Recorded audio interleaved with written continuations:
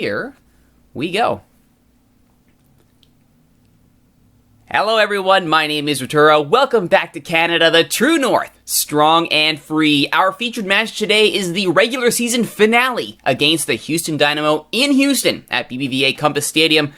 Oh, it's going to be an important one. It's real simple, folks. The winner, and you have to win, draws won't do it, the winner goes to the playoffs. Draw or lose and you're out. So same for both teams. We're only separated by a point, and Dallas did pull ahead of us for that final playoff spot. Though, again, technically it is the top 6 teams now with the addition of Orlando City and New York City FC. But hey, semantics, right? Anyway, let's get down to it. First things first, as the whole point of the squad is to try and build a competitive team, treating Americans as internationals. Am I compliant? 9 internationals maximum. Wait a minute. That's a yes. There we go. 6. Not like 3? That can't be right. Not just 3 reserve contracts. 6 non-Canadian players. We are, yes, indeed, compliant. And that includes being compliant as having bought in a new player. I say bought, I mean loaned. We loaned in a fullback just as depth, just in case we get to a situation where we lose Viscosi and Adekor to national team duty again. Nana Owosu, a young Ghanaian, loaned from Reading. As fullbacks go, he's actually pretty good. 3-star, says my assistant manager. Potential to go all the way up as 4, maybe even higher. And certainly, with the exception of his jumping reach, which is kind of bad, everything else looks pretty darn solid for a fullback. His defensive stats are right around the average of where you'd expect for MLS. Could be better, which is why we hope he develops a little bit more. But still, it's pretty darn good. I like this loan sign. He's only on for the minimum salary on an international deal, so boom. I'm very happy with that loan pickup. On the other side of the transfer market, though, we have finally moved Octavio Rivero. I say finally because actually an offer came in from, I believe it was Chievo Verona in Italy. It was an insultingly low offer, and when I said no, Rivero himself got insulted. So I began pretty hardcore pimping him out, and Nottingham Forest, $2.8 million. Thank you very much. Slightly above his value. I will take it. That'll go right into the kitty for next year's transfers, and I will need it for next year's transfers because let's be honest here, Cavelli, oh dear, a poor piece of business, and looking at that form, it's tough to disagree with him. For some reason, Cavelli, he's just not been performing despite having very good physical stats. He's got 13 finishing, 13 heading. He is target man, so I mean, there's that, but I mean, what do you do with this guy? What do you do with him? Appearances and goals. That's a big fat 0 for his club. And he's got 5 international goals, which is wonderful. Thank you very much. Great for helping the country. But, no. He has not been helping his cause at the club level, which is very, very concerning. I mean, looking at his contemporaries at the club level, we can look here at our selection info plus my favorite custom screen. Spencer Franzo in 2 appearances has 2 goals and a 7.55 average. So I'm just saying, the kid's doing his job. Gianni Leverone, 8 appearances. Again, injuries really shortened his season down. But he's got a goal and 7.13 average. Laurent Maury has just come back from his injuries. I'm very slowly bringing him back into the side. He's not match fit at all. He might see a sub duty maybe in today's match. Still, 7.08 average. 5 goals and 8 appearances is solid. Gershon Kobe, 2 goals and 31 for the D-mid with an assist and a 7.04 average. That's what I like. I don't like it. I'm going to be losing him, but it's good that I have him. And following down the line here, we got Paul Tobin, Nick Mesquita, Pedro Morales, Marco Carducci, who's 6.93. He's actually outperforming Milan Borjan, who's at a 6.82, that's quite shocking, actually. But considering that Carducci, those minutes have been very good. Well, his minutes have been very good for him. He's already at 3.5. He's actually equal to Borjan, and he's still got some ceiling to grow in. So that is very, very good. Very happy to see that Carducci has picked up to the point where we could just offload Borjan. He's unhappy that he never got that move, but really no one made an offer for him, so what am I going to do here? Still, if we do get an offer in the off-season to move him, I would consider it, because I've got Carducci now, and I can just pull up some kid from the academy, have Simon Thomas as the dedicated backup keeper, and then you just keep that kid as emergency fill, as it were. Other things to note here, Teal Bunbury has cooled off a bit, down to 6.81, 5 goals and 24. Again, the goal scoring just isn't here. Nicolas Mesquita is actually the top goal scorer here, 8 goals, 7 assists in 34 appearances. Again, that's not great. That's not great at all, but at least somebody is scoring. Caleb Clark has 5 goals in 16. That's okay for a youngster, 6.73 average. Jordan Murrell, who Mr. Cranky Pants here, demands more playing time. He's on a great run of form right now, 7.40, but his average is still 6.76. Not the best, and certainly worse than Ashton Morgan, 6.92 over 19 appearances with 2 assists. So Morgan is still my top choice left back. In theory, Lucas Beaker would be, but I mean, he's still got that horrible injury, though he is actually coming back faster than I expected. He's only got 5 weeks. Oh, that's about right. That's about right. 5 weeks to 3 months. That's about right. So that's where the squad's sitting right now. Speaking of squad here, got a comment on YouTube. Thank you very much to all of you who do leave comments on YouTube. I love reading what you have to say. Enlighten Me said that he is using, this is in response to Carl Tompkins' Single American State project as opposed to a Canadian project. Enlighten Me said, I'm using the San Jose Earthquakes for an all-California project. Now that sounds like a lot of fun. You could have a lot of fun with the California project. There's certainly some NASL and USL teams where you could go to their academies, check their development, and just even your own academy should be, or your own youth structure should be enough to get you something. So that's not a bad project at all. Be interested to see how that works. If any of you out there have your own state-by-state projects for MLS, I'd love to hear about it. But Texas and California on the go here. Who else is giving it a shot? All right, let's get back into the game here. And as we head into the final stages of Major League Soccer, the award season has started. And award voting for MVPs in place. I voted for Jovinko because, I mean, how do you not? That's just amazing. What a season. Matias Perez Garcia, MPG, is my second place, and Innocent Megara in third. I do like midfielders. I like midfielders who perform. That's no secret there. Over on Defender of the Year, I voted Victor Bernardez, Josh Williams, and John George. There were other candidates, but they have since been removed from the voting because I guess voting has been closed. Still, that's who I voted for. I'm happy with those votes. Nothing too wrong there. Over on the international front. Oh, yes. We got stuff to do on the international front here. Let's go through. I guess we can go through any one of my players, really. Bam. Canada. Let's take a look here at the schedule for the main team. Yeah. So, here's the thing. Canada's going to Confederation Cup. I believe we might have already known that from our last episode that they came in, they won in penalties in the Gold Cup final. They won on penalties in the Confederation Cup playoff with the States. That is insane. It will be Canada at Confederations Cup. I think I might have mentioned that last time, but if I didn't, there you go. They followed that up with a friendly loss against Ecuador, pretty solid loss, 4-0, but then turned around and beat up Venezuela 3-0. Very nice indeed. And then stomped all over St. Kitts and Nevis in their second round qualifying for the World Cup, which you would expect. You really expect that's how they would do it. In their group for the third round, because again, it doesn't quite have it where the current qualifying is second round and third round are head-to-head, and the fourth round is the group stage with the Hex being the fifth, but I imagine that'll be in Football Manager 2016. The U.S., Trinidad and Tobago, and Honduras. That's a nasty group. So third place is, sorry TNT, but you're probably on the bottom for this one.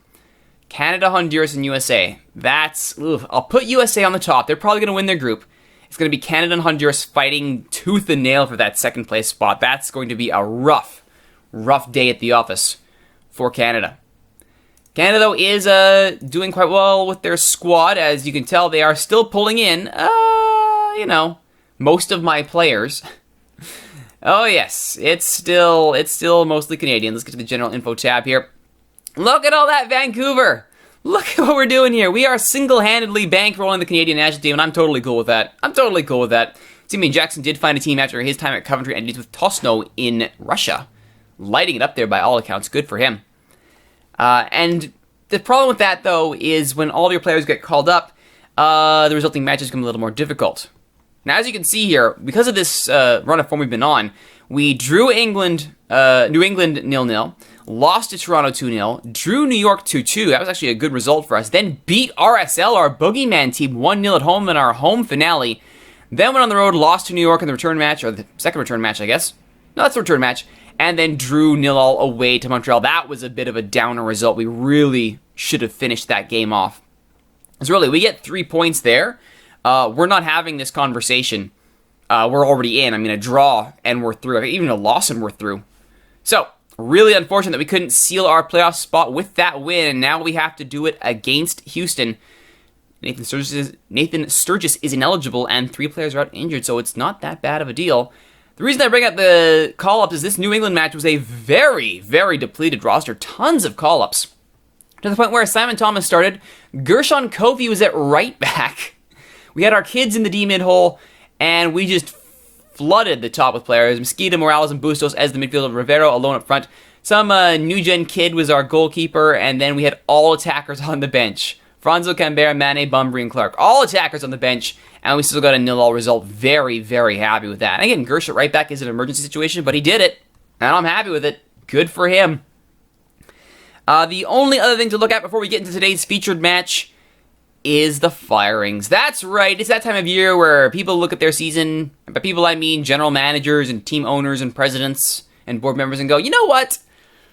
It's time to hire people. Time to hire and fire people. So, head coach movements. Mark Dos Santos fired by Portland and replaced with Bruce Arena. So earlier I was expressing confusion as to why LA was playing that weird formation in the last episode. It wasn't even Bruce Arena. It was Thomas Rongen.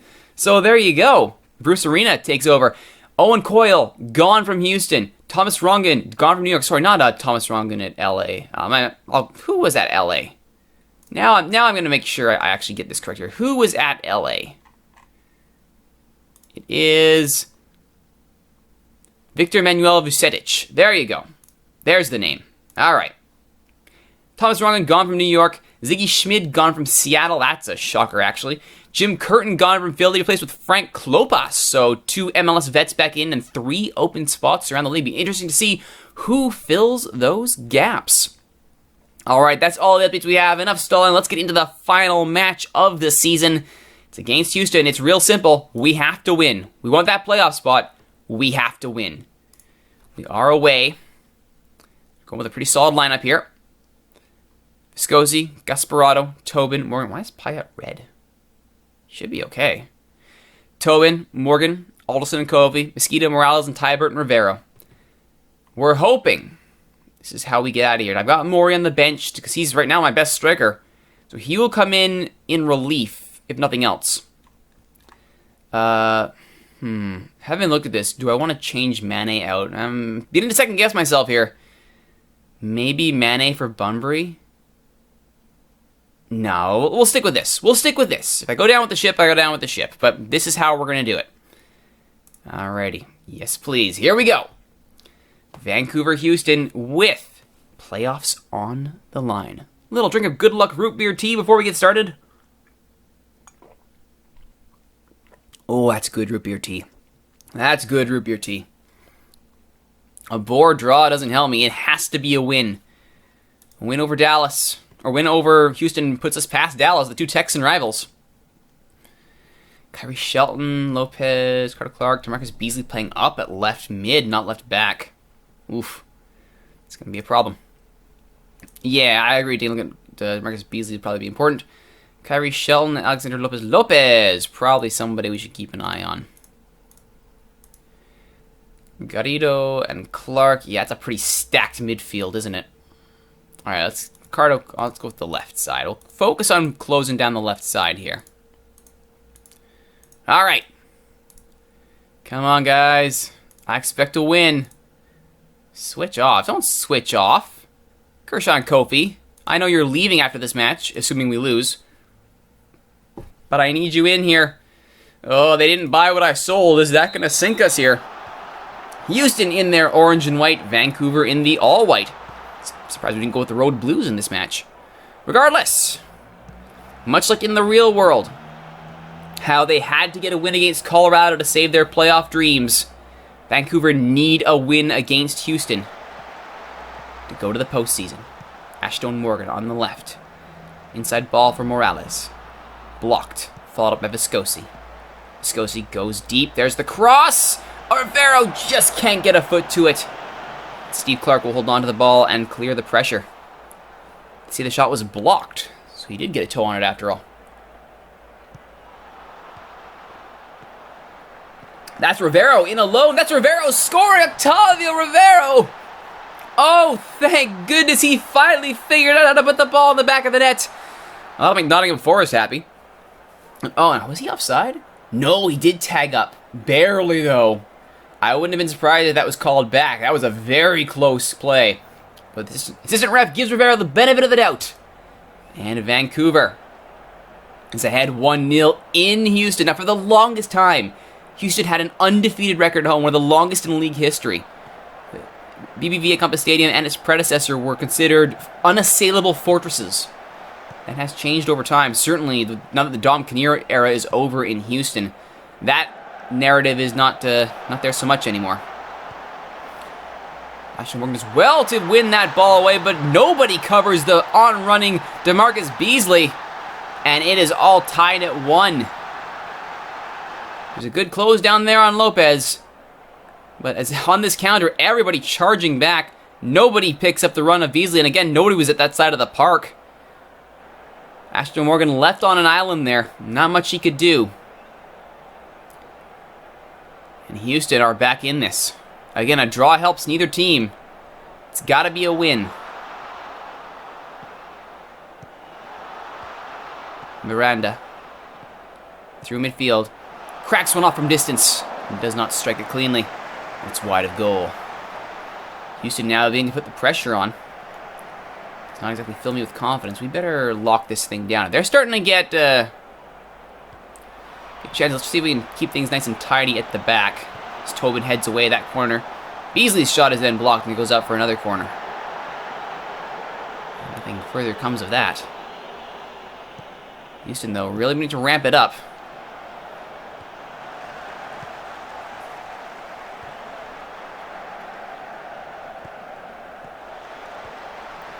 Morales. Tybert. Mesquita. Morales.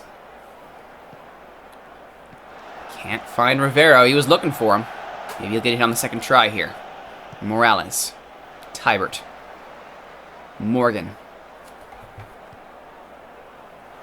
There's Alderson, who's been actually making quite a few good plays in midfield over these last few games. Even though in losing causes, he's finding more through balls, which is nice. He'll need to find one here. And he finds Mesquita. Mesquita turns. There's the shot. Oh, it's in the far corner. Brilliant bit of work there by Nicholas Mesquita. And it's 2-1 Vancouver. Oh, it's a good game here at BBVA Compass Stadium. If you like goals, good news, we got him. Mesquita, little juke, little jive. And there's the shot. Lovely, well-taken strike from Nicholas Mesquita. And the assist going to Bryce Alderson on that one. Well done indeed. Now, can they hold the fort against Houston? Kofi intercepts that. Shooting very deep is Kofi. Finds Alderson. Miranda's going to punish us. Hey, let's change that. Viscosi. Mesquita. And this is Vancouver trying to break out. Rivero, 1-on-4. Hops to wait, lays off from Morales. Smart play there from Rivero. How often have you saved that this season? Rivero, saved by Clark. The follow by Mesquita is good! Make it 2 for Nico Mesquita. 3-1 Vancouver before halftime.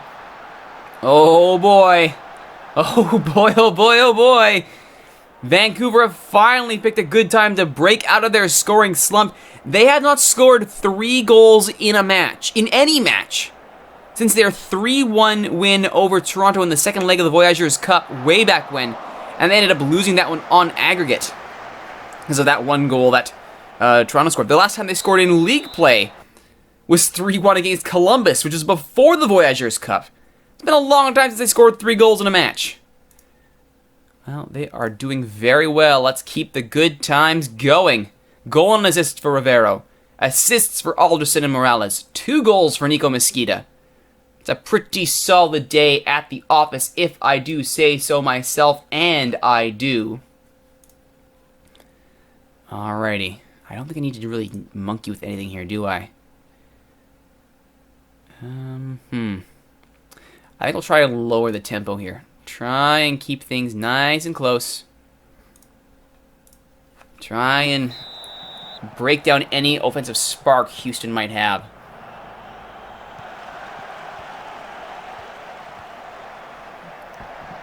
I said before, this was my lucky root beer tea. I don't know if that's a thing or not, but if we win this, I'm going to go with it. We're going to call it lucky tea. Average rating 6.44 for Houston. That's not good at all when you're chasing a playoff spot. That's not good at all. Kyrie Shelton replaced by Jason Johnson here. As we approach that magical hour mark where we start thinking about subs, Gasparado's been okay. I will say, of all my reinforcements, Luca Gasparado has been far and away the best pickup. Payet will definitely be brought in. I have a future fee arrangement on him. I am going to activate that clause and bring in Sam Payet to replace Gershon Kofi. It's definitely going to be a thing that happens. Morales. From distance, trying to get his own. Nothing doing. Tybert not having the best game up front. That we can make an easy switch. Let's bring on Bustos. Actually, we'll bring on Mane, because we can always flip him over to the right if we need to. Bustos is left and middle only. Now we have options. If this game gets completely sealed away, I might bring on Mori for Rivero. Just get him some minutes before the playoffs.